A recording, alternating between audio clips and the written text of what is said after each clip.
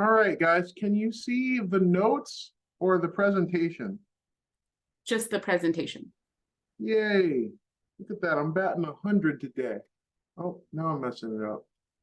Okay. Let's get into this.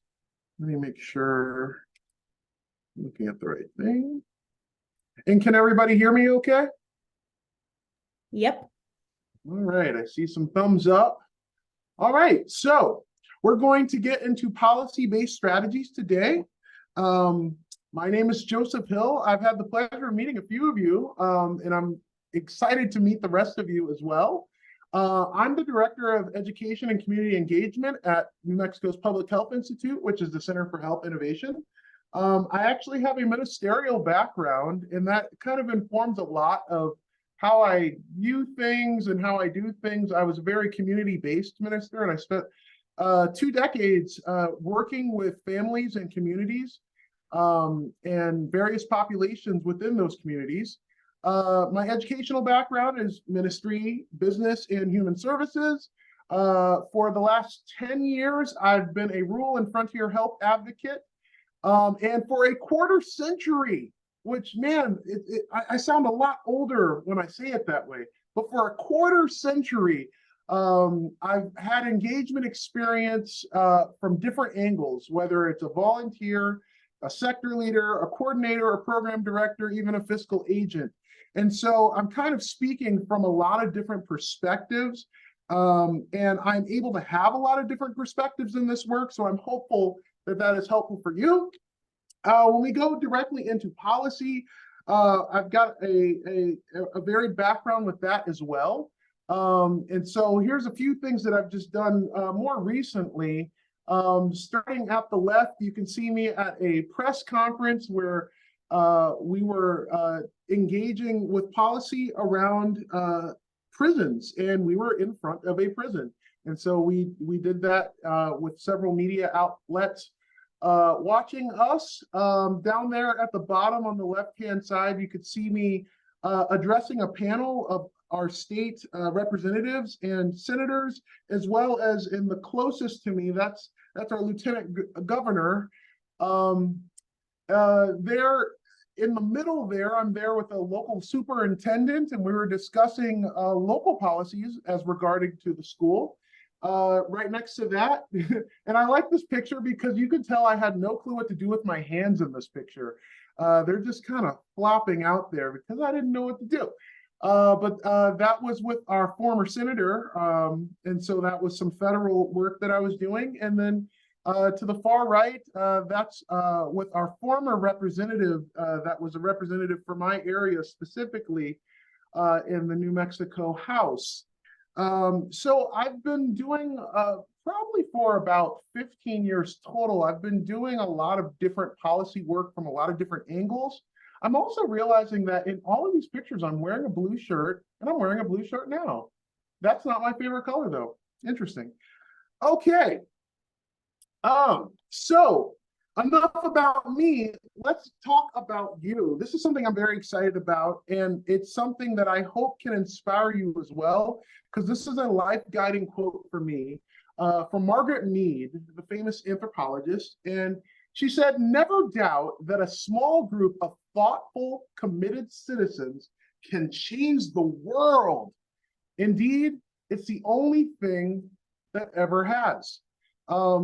I live to change the world, and I'm excited to be here with you today because I believe that I'm talking with people that want to do the same.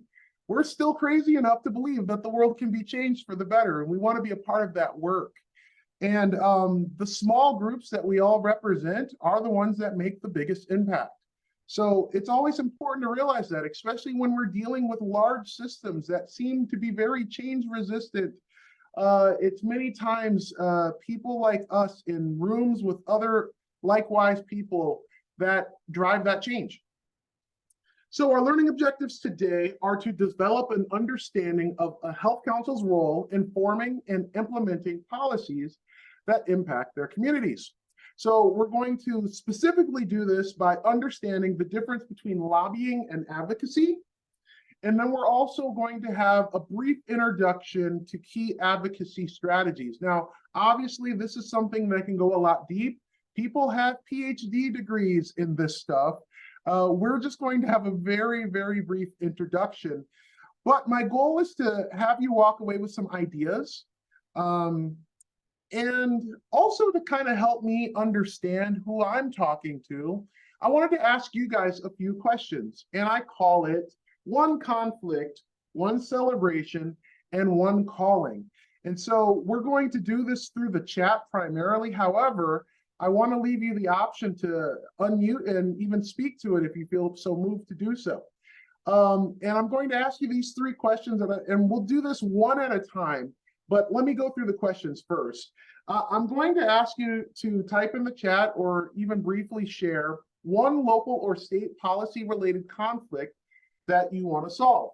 Here's an example, and this is a personal one for me. State-based incentives for medical providers to serve in New Mexico. Every area in our state, except one, which is our population center in Albuquerque, is federally designated as medically underserved. I want to see our state take an active role in fixing that problem, a more active role. I'll also ask you to type one policy-related change that you celebrate happening. I had the opportunity in 2021 to be a key informant and testify before the finance committee around paid sick leave, and that was a policy that has changed in our state as a result of the voting that took place that day. So I really celebrate that. Another one that I'll slip in there that I'm really excited about is the Opportunity Scholarship. The fact that New Mexico residents can go to any New Mexico state university tuition free. That is amazing. I celebrate that. And then I'll also ask you to lift up what I call your calling, right? So one policy thing that you will solve, and I put will in caps because you feel like you're on the earth to contribute to part of this solution. For me, that's access to behavioral health care for inhabitants of rural areas. Like I said, I'm a frontier and rural health advocate.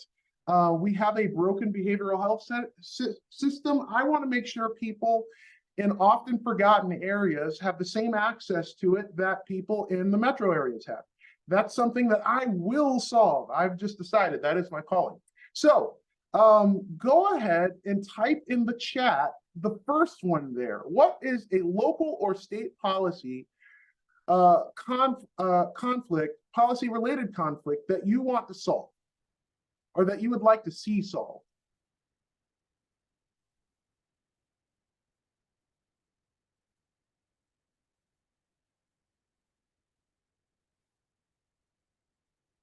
Don't be shy.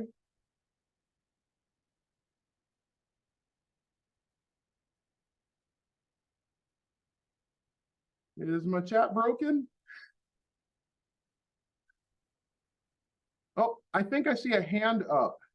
Geraldine, Yes, question.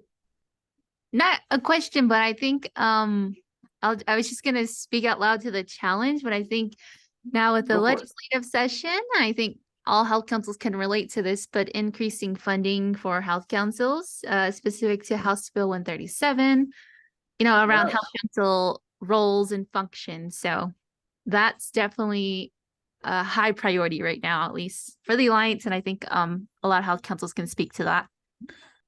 Absolutely.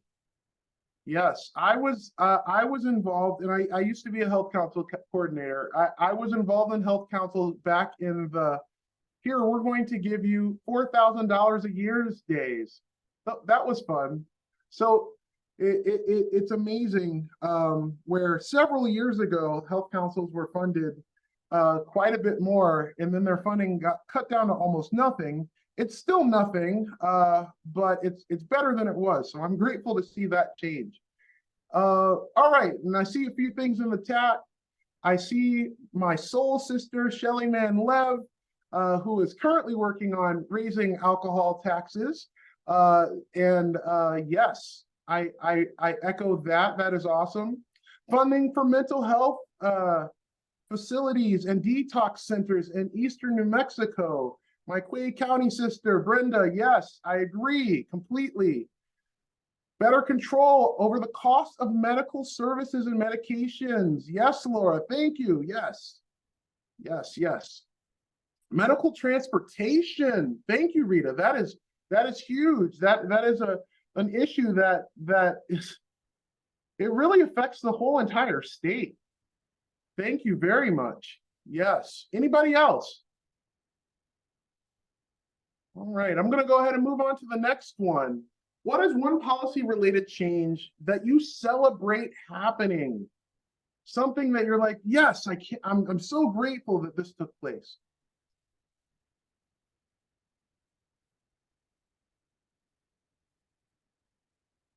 And if somebody feels bold enough to unmute and speak to that yourself, go for it.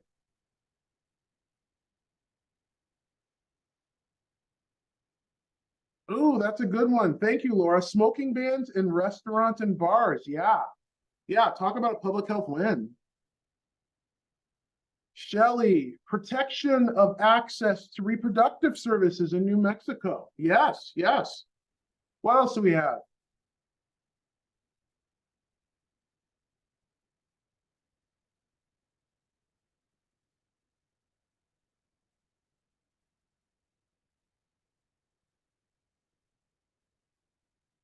Ah, yes, that's huge, Monica. That's huge. Community health workers are now able to be coded through Medicaid. That was huge. Yes. Expansion of voting rights. Yes, yes, yes. Narcan availability. Yes, yes. All good things. Thank you so much.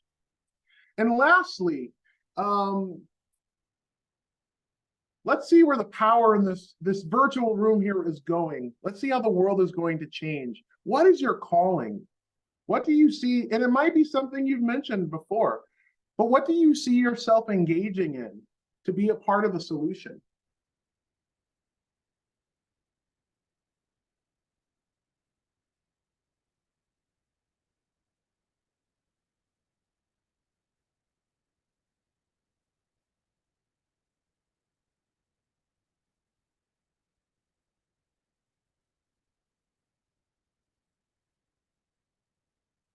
Okay, thank you, Rita. To reduce healthcare disparities. Yes, that's huge. That's huge. They can be quite pronounced across our state, especially with certain health indicators. Oh, now they're rolling in. Increase access for services in rural communities. Yes.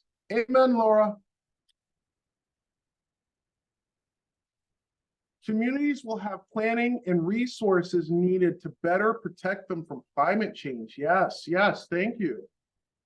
Yes, I think about all of the things that transpired with the fires up north. Oh my goodness. A new hospital facility in Quake County. And the heat down south and. Yes, yes, and the drought and all, yeah, like you said, and, right? Yes. And yeah, a new hospital facility in Quake County, and you know, so many of our rural areas are always under the gun of either a hospital closing down or just not even having one, maybe having a few clinics to rely on. Thank you, Geraldine. Tribal remedy framework, meeting educational needs for Native students. Yes. Yes, culturally appropriate things that make sense in the communities that they're active in, instead of these broad solutions that come from just a few people that might not always have a clue of how things work. Yeah, very good, very good. All right. Oh, let's see, we got one more. Yes, yes, yes, and that's not just an issue in our state, but in so many places. Missing and murdered Indigenous women crisis response. Yes, absolutely. Thank you, Geraldine. You get extra points because you gave me 2. All right. So let's get back into this. So we're going to do some definitions here. We're going to talk through quite a few things. But just in general, like, what is this policy work that we're even here to talk about? Now, what I'm talking about, and I know that there's different levels of experience and engagement with policy here, but really I'm just kind of doing some entry level defining here. Three terms I want to look at first are policy practice. Their efforts to change policies in legislative, agency, and community settings by establishing new policies, improving existing ones, or defeating the policy initiatives of other people. Policy advocacy is another term that I'd like you to be familiar with. This is policy practice aimed at helping powerless, vulnerable populations to improve their living situations and access to resources and increase their opportunities. Now, these definitions, which there are several, these come from the Alliance of Social Workers, which is something that I frequent often because they have their hands in a lot of different things simultaneously. And they have a good broad view on certain things. Advocacy generally is the act of engaging with government officials to educate and provide technical, factual, and nonpartisan information about relevant issues. Now, we're going to even parse these apart even further, because advocacy can be a little complicated when we start looking at some of the legal aspects of it for nonprofits.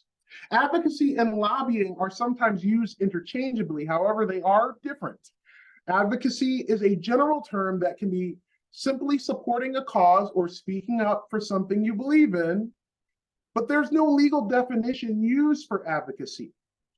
If an organization uses any funding for advocacy purposes, it's actually reported to the IRS. So if some of you have filed the 990 for your organization, you know that they ask questions around this. Political activity, let's be specific about this, involves campaigning for a particular party or candidate and is not allowed for a 501c3 nonprofit. Now, you might not be a 501c3 nonprofit, but most likely you are. Most nonprofits are. We're going to talk a little specifically about that because that's not the only option that you have. And that might be a strategy for yourself, but we'll get into that later. If a health council receives any federal or state funding, the council must be careful not to use any of the funds to impact specific legislation. And we're going to get very specific into that and what is lobbying. So understanding how lobbying rules impact the council's work is essential. So this is a formal definition of lobbying. Lobbying is a form of policy advocacy. However, it's helpful for legal reasons to make a distinction between advocacy, lobbying, and political activity, as we did before. The Center for Lobbying in the Public Interest defines lobbying as attempts to influence specific legislation through direct or grassroots communication with legislators or their staff. Lobbying involves advocacy, but advocacy does not always involve lobbying. And we'll get deeper into advocacy and talk about what the differences are. Because like I said, to a lot of people, they can look the same. They aren't the same, but they can look the same to some people. And like I said, also, often they're used synonymously. A distinction is also made between lobbying and grassroots lobbying, or what's also known as direct lobbying and grassroots lobbying.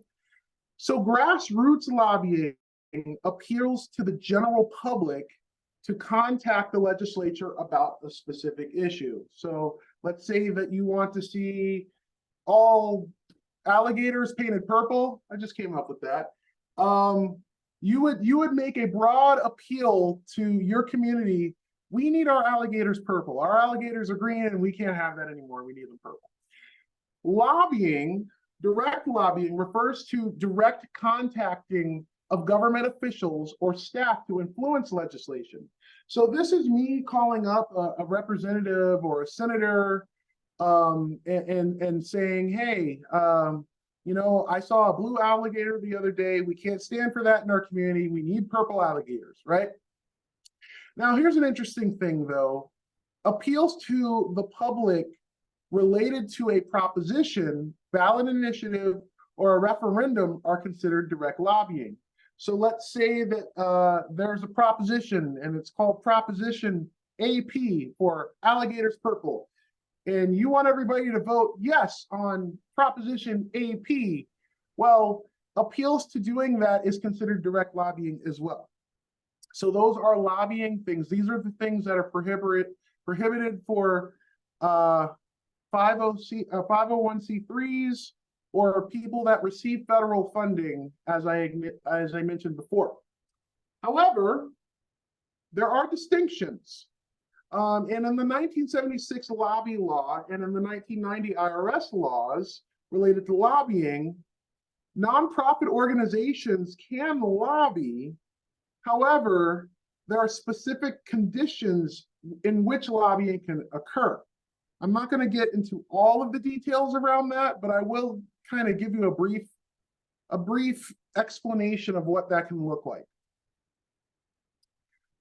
This is the very boring part, but we're going to get past this and it's going to be fun. I'm actually going to read to you IRS laws because I know you guys wake up every single day excited to read IRS laws. I know you live for that, right? But I want to go ahead and read them. You can Google these and find these pretty simple because I want you to actually hear directly, like, what are the things that are prohibited for those scenarios, whether you're a 50C13, 501c3, I say that wrong half the time, or if you receive federal funding. So one, and there's only 5 of these. I'm not gonna read you the whole tax code, I promise. Attempts to influence outcomes of any federal, state, or local election, referendum, initiative, or similar procedure through in-kind or cash contributions, endorsements, publicity, or similar activities. So it's important to note that in-kind part, that's the, you can, whether it's directly or indirectly, you still have to be careful around that. Establishing, administering, contributing to, or paying the expenses of a political party, campaign, political action committee, or other organizations established for the purpose of influencing the outcomes of elections. Any attempt to influence the introduction of federal or state legislation, the enactment or modification of any pending federal or state legislation through communication with any member or employee of Congress, state legislature, including efforts to influence state or local officials to engage in similar lobbying activity, or with any government official or employee in connection with a decision to sign or veto enrolled legislation. Any attempt to influence, one, the introduction of federal, state legislation, or the enactment or modification of any pending federal or state legislation by preparing, distributing, or using publicity or propaganda, or by urging members of the general public or any segment thereof to contribute to or participate in any mass demonstrations, march, rallies, fundraising, drives, lobbying campaigns, or letter writing or telephone campaigns, or legislation liaison activities, including attendance at legislative sessions or committee hearings, gathering information regarding legislation and analyzing the effect of legislations when such activities are carried on in support of or in knowing preparation for an effort to engage in unallowable lobbying. Whew, that was a lot. So you might say, all right, you just said all of that stuff. It just sounds like you can't do any of it. Well, that's not what I'm communicating, because this whole next segment is about what can you actually do? What are the things that are not considered lobbying?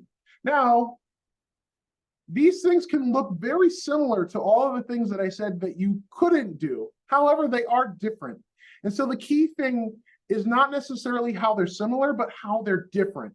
And so that's what I want you to really walk away with as far as knowledge is concerned. How are these things different? Because they are very similar, and a lot of the things that I just read to you, they're going to feel the same, but they aren't the same. And so I want to go, I think I've got about 8 or 9 different examples here. And so I'm going to discuss it, and I'm going to maybe give some brief examples here or there. I also want you to, if you have an idea in your mind of when you've seen this being done, please go ahead and talk about it. Maybe put it in the chat, raise your hand, speak up about it, because I believe there is a lot of wisdom in this digital space, this digital room that we're in today. All right, so meeting, you can meet with legislators to talk about a specific social problem or whatever you're working on without mentioning the specific legislative proposal. So let's say that there's a legislative proposal around, and let's bring back the example of the purple alligators, right?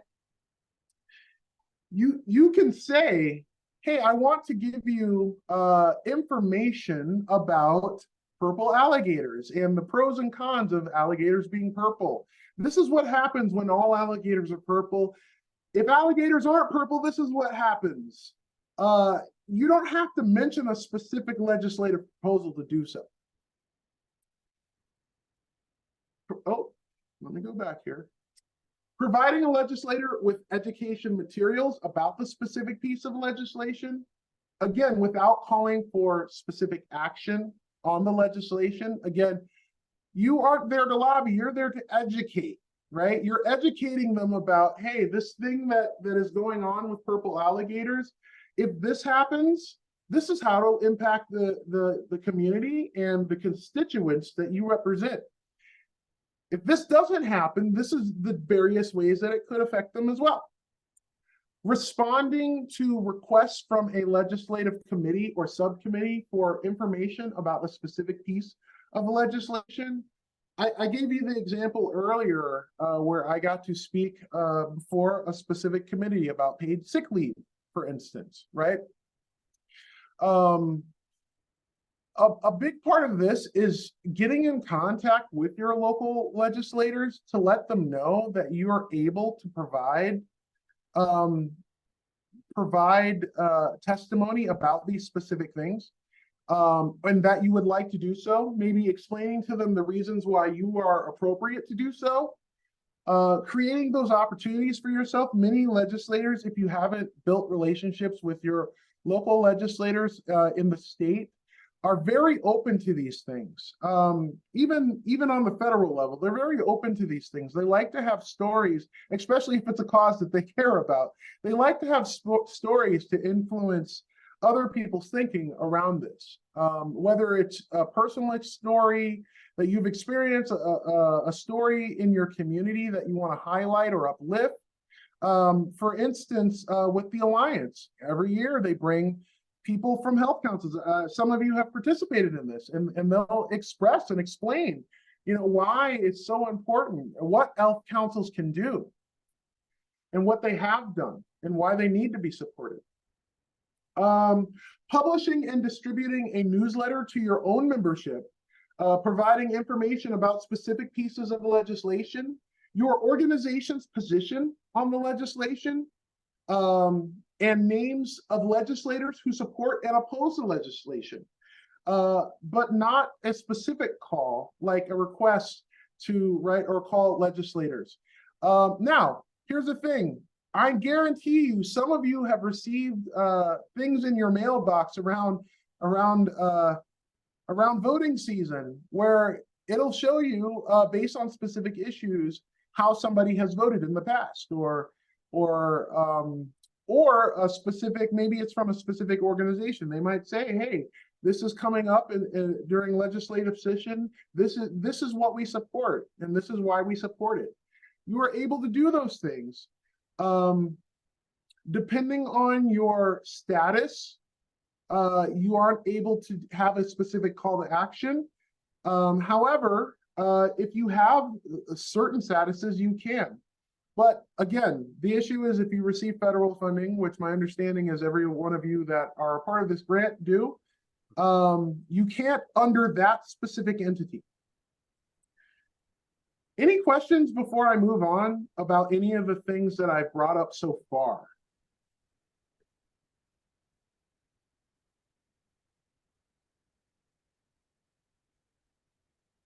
I'm either making sense or I lulled you to sleep when I read you the laws. So I don't know which one it is, but I'm going to move forward. Tracking, Joseph, You have what? Go ahead, Shelley. I just had one question. Go back to, first of all, go back to that slide. Is that okay? absolutely. You're doing a great job. You are not lulling me to sleep. I don't know about anybody else. And it's after lunch. That's pretty impressive. Thank you. And I know, I mean, it's really, I think you're doing, so first of all, I love these examples and the way in which you described it. And I'm just a little curious in the last one, Mhm. about your organization's position on the legislation. So, for example, some of the health councils are under a nonprofit organization, or they're, so how would their organization come to take a position on legislation to be able to include that? Is it okay for an organization to take a position on legislation? Well, the key thing is how you take that position, right? Because the key thing is that you aren't doing the direct lobbying. You aren't calling for a specific action. You're allowed to have, I mean, everybody's allowed to have a position, to state a position, but not to tell somebody what to do with that position. Those are two separate things, right? For instance, Yes, that's a really important distinction. It's kind of Yes. subtle, right? That's the thing. All of these things are subtle because, like I said, a lot of these things that we're allowed to do and not allowed to do, they look very similar. They feel very similar, but they're different. Annie, it looks like you have a question. So, I'm new to all this, but like, just as an example to help get my brain straight, like Clay County residents can vote to renew the special grocery receipts tax that sustains the health services in our county. So can our health council like make a post, like a social media post talking about like the benefits of voting yes for this? Well, that's education. Yeah. Educating the people about what could happen, what positive things could happen if a certain thing takes place. However, what you aren't saying is vote yes on this or call Senator so-and-so to do this. Now, you can say that. The health council can. You can say that all you want, Annie. You can get on Facebook and say, hey, I'm just Annie, a citizen. Right. Citizens talking about this. But we could do like, did you know like the benefits of the grocery receipts tax are, Yes. and then like have it listed? Yes. But don't talk about, yeah, okay. Absolutely. Just checking. And that's the big thing with advocacy. I would say like a general theme is that you're educators, right? You're educating legislators, you're educating the public. And you're leaving out the call to action because of the way that you're funded and the way you may be designated. And we'll talk about that later too, because we'll talk about, well, like, what if I don't, like, what if I do want to lobby? Like, what are my options? We'll talk about that. So here are a few more. And maybe you've seen these, especially during election season. Maybe you've seen these in that plethora of mass mailers that we all get that first open our mailbox. I know everybody's excited for that. Tracking activities of legislators, including votes, positions taking, and contributions accepted. I'm sure you've seen that in when your mailbox is exploding, right? It'll say, oh, did you know that this political person voted yes on this and yes on that, and no on this or no on that, or that they received money from this organization and we don't like this organization or whatever, right? I'm not saying to say, that. But, you could say something like the Health Council is in support of organizations that serve the community in the varying ways. And certain people have done this and certain people have not done this. Some people put it out as like a report card. Maybe you've seen that, where they might give a report card around a specific issue. right? They do this, but they don't do this. And they might get a certain grade. Maybe they get an A plus, maybe they get a B minus, maybe they get an F minus, right? Producing and disseminating research reports or studies that provide nonpartisan analysis on policy issues, including specific legislative issues. You might put out a white paper, you might do some research, you might do a local survey, right? And you might be able to say even, hey, 4 out of 5 Quay County residents believe that this should be this, or that alligator should be purple instead of blue, right? Talking to the media about specific legislative proposals. Now, keep in mind when you're talking to the media, just like the internet, that's out there forever, right? So you want to mind all of the things that I mentioned before when you do that. You want to really make sure that you've rehearsed your messaging and that you understand what you can say and what you can't say.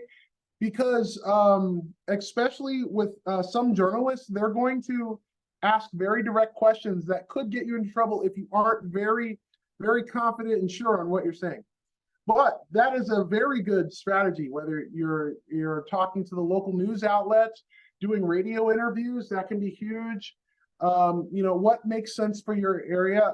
I've seen Quay County do excellent videos, and they'll utilize those videos and push it out on their social media. There are a lot of different ways that you can approach that. Advocating for better enforcement of existing laws. So I've done a lot of prevention work over the years around substances. So these are ones that I'm very familiar with. So those that control alcohol sales to minors, for instance, there are already laws around that. So if I'm concerned about prevention of misuse of substances for youth, and there are already laws that are designed to protect youth, but maybe they aren't being enforced the way that they should be or could be. I can raise that issue even before mentioning a specific legislation. I could say, hey, we already do this. I think a great example is some of the work that Shelley is involved in around alcohol taxes. Well, there already are alcohol taxes, but we know, and we saw this happen with nicotine. That's one of the best, around any substance, that's one of the best taxing, is one of the best prevention initiatives one can do, right? And we saw this very clearly with nicotine. And we live in a state that hasn't raised its alcohol taxes in ages, right? But we also have a severe alcohol related problem when we look at the health indicators. And so there are already these taxes, but we're saying, hey, it's been a while since we've looked at these taxes. Hey, let's remind you the benefits of what it could be if we raise these taxes, right? Did I say that well enough, Shelley? You said it great. In fact, I was thinking about taking a clip of that for social media. No, I'm joking. But, yeah, very much so. And these are such helpful suggestions. Yes, thank you.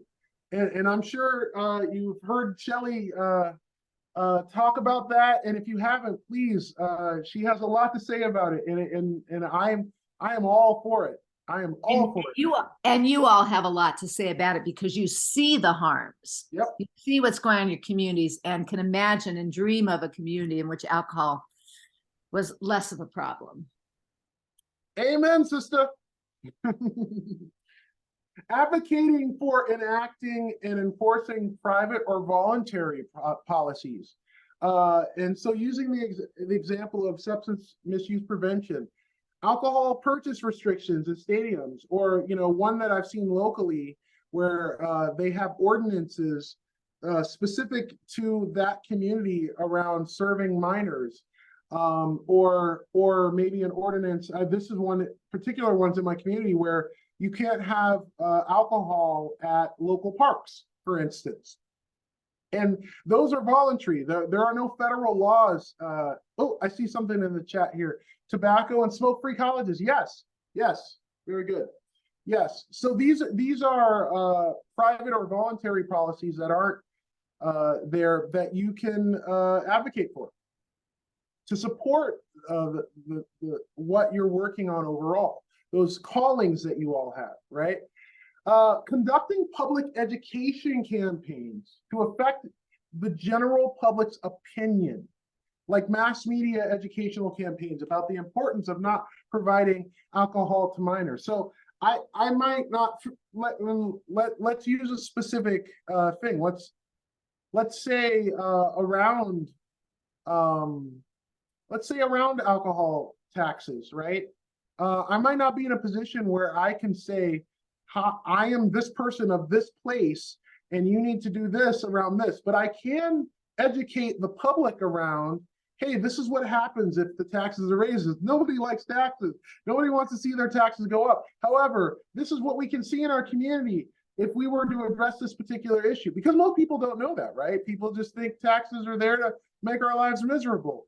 But taxes actually, they're supposed to at least serve a particular purpose, right?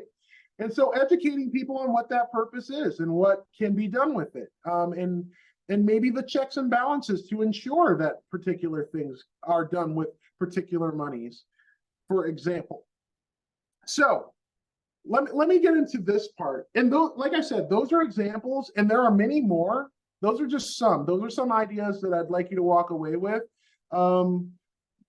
You can Google this and go down the rabbit hole on this, but there are a lot of great publications and things. If you do a very basic Google search, you'll find a lot of reputable organizations, many universities and organizations that have a lot of detailed stuff around this. I'm just here to introduce the ideas.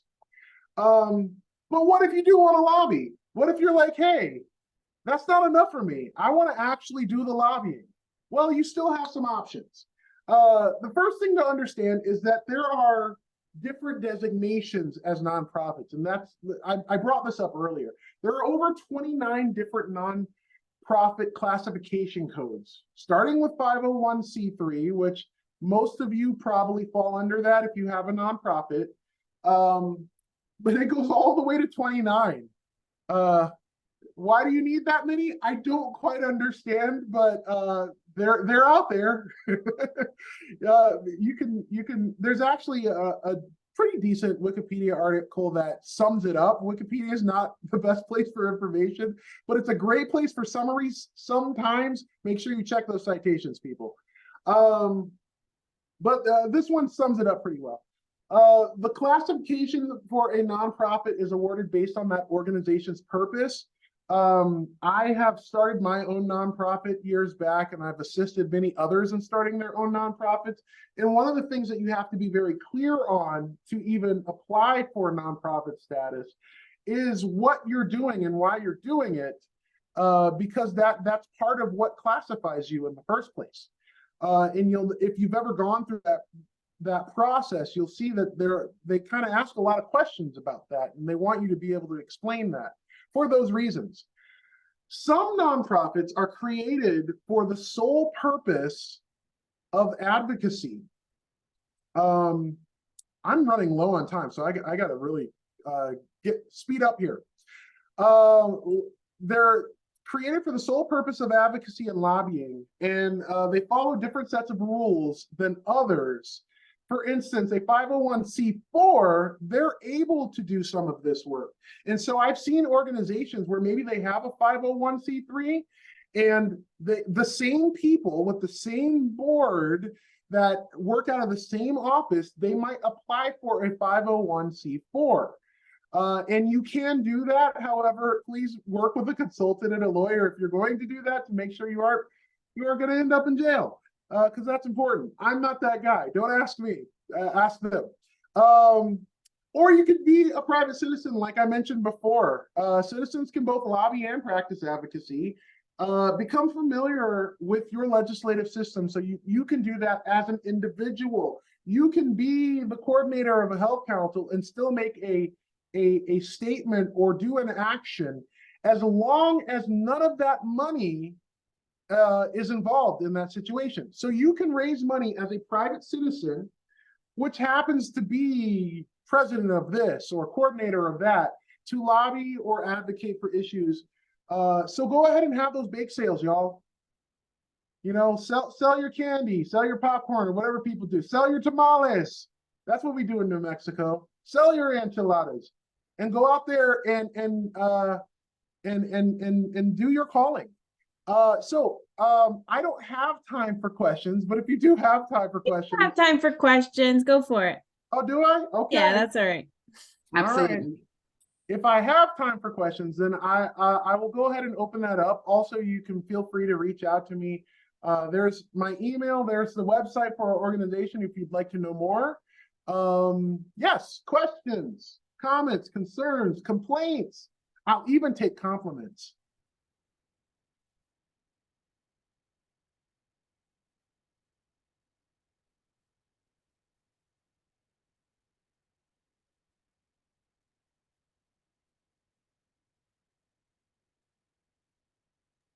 I have a quick question.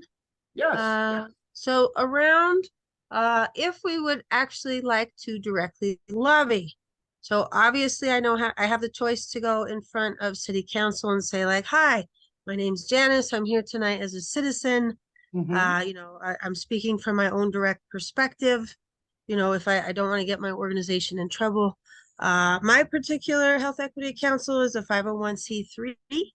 And Mhm. I've heard that as a 501c3, what the IRS law actually says is that you're permitted to lobby to, like, the language is real vague. It's like to a reasonable extent or something like that. And I'm like, what does that mean? Does that mean like if I'm using 10% or less of my time lobbying, I'm fine? Or like, how do we protect ourselves so that we're not considered to be doing things to an unreasonable extent if we do Yes. want to lobby? Because in the past, I'm like taking days off from work so that I can go to the roundhouse with groups that I participate in and speak freely, because I know Yes. sometimes others can't.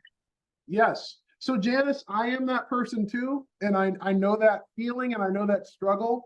I'm going to give you the non-lawyer answer as somebody who's been in the trenches with nonprofit work for decades. The question is, or the response is, yes, it is vague, which is why we do everything we can to just not mess with it. Unless you work specifically with a lawyer. And even then, I've seen things being contested that people worked with a lawyer. I've seen this on a national level. People have worked with a lawyer to try to figure out the very specifics of what they can and can't do, and it was still contested. I've seen that specifically with, if you're familiar with the Drug-Free Communities Grant, it's the largest substance misuse prevention grant. There was an organization in California when they were talking about legalizing marijuana, and they were just like very against it. And so they actually paid for legal counsel to figure out messaging and what they could do and how they could advocate for it and lobby. And they ended up losing their funding, their federal funding, because of that, even though they had legal counsel.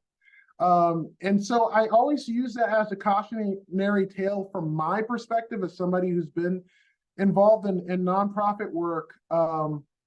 If some lawyers have a hard time navigating that, I find that a lot of times the IRS leaves things muddy for the sake of leaving them muddy, because that gives them the power. That's just my personal opinion. I believe that to be true, yeah. Yeah. So Janice, the way you protect yourself is do exactly what we've been doing. We take off work, we go to the roundhouse, right? We go to our local events. We represent our communities and show up in different ways under a different hat. But we're still allowed to acknowledge why we're informed as a citizen, right? So in the very beginning, when I showed you pictures, obviously I wasn't representing a particular health council or the Center for Health Innovation when I was in front of a prison protesting the paid prison system and some of the things that our state could be doing differently around that. I was there in that picture with a bunch of ministers from around the nation that were raising this issue across the country. And sometimes that's what it takes. Sometimes it takes just taking that vacation time. And that's key, actually. That actually builds in protection to your organization so that you can show in your HR records, well, I was actually on PTO on this day, especially if you're doing something visible. And that was something that I made sure to do, right? So that's a good way for those connections to be able to display somehow that separation, to display that you aren't doing that on company time, and display that, for instance, they didn't assist with any of the gas mileage. There are things that I've done with other organizations, for instance, where maybe they did provide me a stipend, but I always kept the thing they gave me. In one case, they gave me a gas card, and I actually kept the cardboard that the gas card was on, just in case anything went down. And that's the best way to protect yourself, to make sure that it's as separate as possible. However, you as a citizen, you can still acknowledge what informs your understanding. You can say before someone, I'm a private citizen and I come before you as a private citizen, but I also have experience as this person in our health equity council or what have you, right? Does that answer the question? Yes, absolutely. And that's the way I've played it in the past. I'll say, like, I'm coming before you today as a citizen, or like, you may know me from the Health Equity Council, but today I'm coming as a volunteer from this org, so I'll try to share the groups that I'm with. But yeah, that's kind of been how I've been operating. And it gets very muddy. Like, I'll give you an example. I started putting word out with some friends that I was going to go to city council. I had some words about a particular org, within the city structure. And somehow word got to management at that organization that someone from HEC was coming to speak, and they came to my work. They came to my work before I went to city council and had some words about it, and I was going as a citizen. And so it felt very strange to me, how these things get very muddy sometimes. Yes, and again, it is muddy. However, anything you can do to designate the separation, whether it's by word or by something written down, like if I were to make, even if I were to make, just as a private citizen on my personal Facebook page, if I were going to make I try to avoid that just because of all of the various things I represent and understanding that I represent different people, but I will actually write down, I'm just stating this as a private citizen, not representing any, this position or that position or any formal position, right? Like I'll say the things out loud. I'll write the things out loud, if that makes sense. And you can always just say that to people. You can reinforce, hey, I came as a private citizen. If they show up at your office, you could say, well, the person working at this office didn't make that statement. The person that's outside of this office that looks just like me did, though. If that makes sense. So yeah, hopefully that's helpful. I mean, Janice, you're doing the right things. That's really how you do it. And thank you for being that person. Thank you for being that conduit of change for your community. Let's see, I think I have a question in the chat here. What are the penalties for not complying? You don't want to know. So you can lose your nonprofit status if it's a funding related situation where maybe you have federal or state funding. You could just lose the funding. It's just that simple. Not only can you lose the funding, I've seen this happen before, especially if you get in trouble federally, that you can not only lose your funding, but you can be in a situation where you can never apply or be you can never apply for that federal funding if it's the organization that got in trouble. If it's the specific person that got in trouble, you can never be, for instance, a lot of federal funding, the project director or a coordinator might have to work within a specific system. If your name shows up on the no-go list, you won't be able to do that in any official capacity. And there are lists out there. As a matter of fact, I lived in Florida for over 20 years, and there's another person with my name, but a different middle name in Florida that was kind of close to where I was. And every time I get a federal grant, just about every time, I go through more scrutiny because of that person. They want to make sure that I'm not that person. And I actually have to prove to them that I'm not that person. So they do take that very seriously with funding opportunities. And then also, you know, you can lose your nonprofit status as well. And that's not fun either, because that can really put a wrench in things as well. Did I answer that question well enough? Did I? I probably over answered it. I'm not hearing anything, so I'm going to assume yes. Oh, yep. You're welcome. Let's see. And then let's see. I've got something from Shelley. What about advocating for rule or regulation change? What about supporting a volunteer to lobby? Okay, now we're getting into the really muddy stuff, and we're going to get to the edge of where I say talk to a lawyer, but I'm happy to go up to that edge.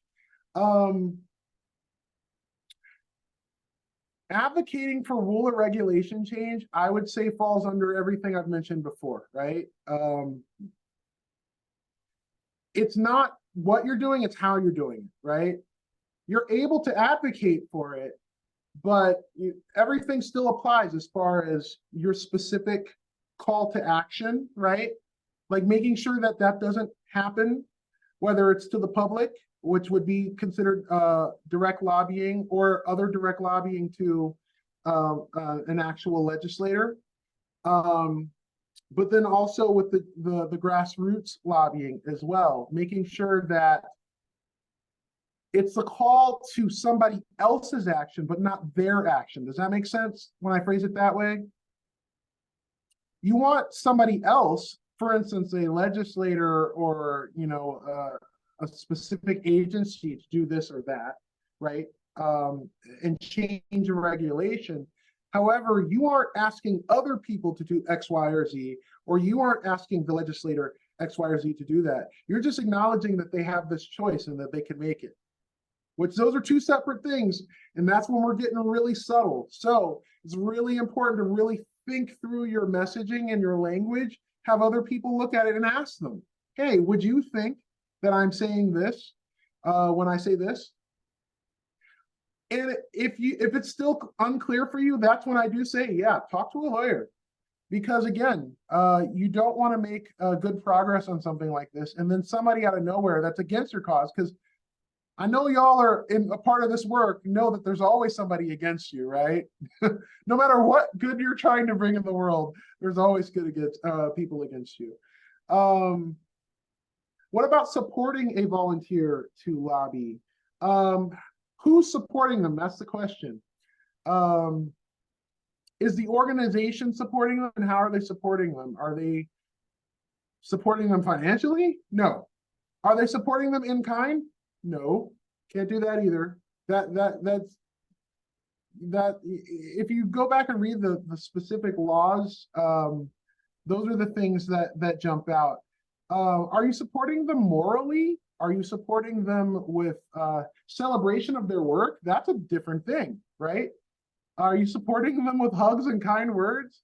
Hey, maybe even give them a home-baked cookie. Just, you know, don't do it with health council funds, right? That has to come from your personal private citizen kitchen, right? There are a lot of ways that you can support people. You just have to be mindful of who's officially and formally supporting them, right? Now, can every single person in the health council as private citizens support that person? Absolutely. Absolutely. Can you talk about in a health council meeting how you're going to support that person as soon as the meeting's over? Yeah, because the meeting's over, right? Was that helpful? Maybe. You know, I think just having a chance to reflect on these nuances and to think about the, you know, the ways, I'm going to say that the workarounds, because they are workarounds, the creative workarounds that, you know, in this important, really important and muddy world. And I guess I want to lift up what you said at one point, which is we are all educators and you can always safely educate. Always. That's such a crucial role of advocacy. So it's great. I'm so grateful to listen to this. Thank you. Really, I'll bring you cookies. You know, I make really good ones. And I will eat them all. Because there's so many important things that have to be decided legislatively. Absolutely. And we can't, again, we have a really crucial role. Absolutely. Absolutely. Yes. Yes. So, One tool that I'll use if I am going on the clock and I'd like to speak in support of something is really trying to come from like a resource-based approach. Where I'm speaking more to like where I see the need in the community. And I like to use the like I have a vision or I have a dream phrasing of like, looking at zero fares. Like I want them to continue the zero fares program in Albuquerque. So instead of saying like, let's keep zero fares or vote for zero fares, I might say, approaching this through a lens of health equity, I have a vision of an Albuquerque where anybody could go and get on a bus to get to their doctor's appointment, their school, their et cetera, where the service is safe and reliable to where you don't even have to look at the schedule. You just come out and jump on the bus and you're going to get there on time. oh, that's a great example. Thank you for that. Yes. Sure. Yes. Very good. I also want to shout out that Rebecca put a survey in the chat that I know they're eager to get from you all. So please take the time to do that. And be nice to me, but be honest, because that helps me understand how I can improve as well. Any other questions or comments?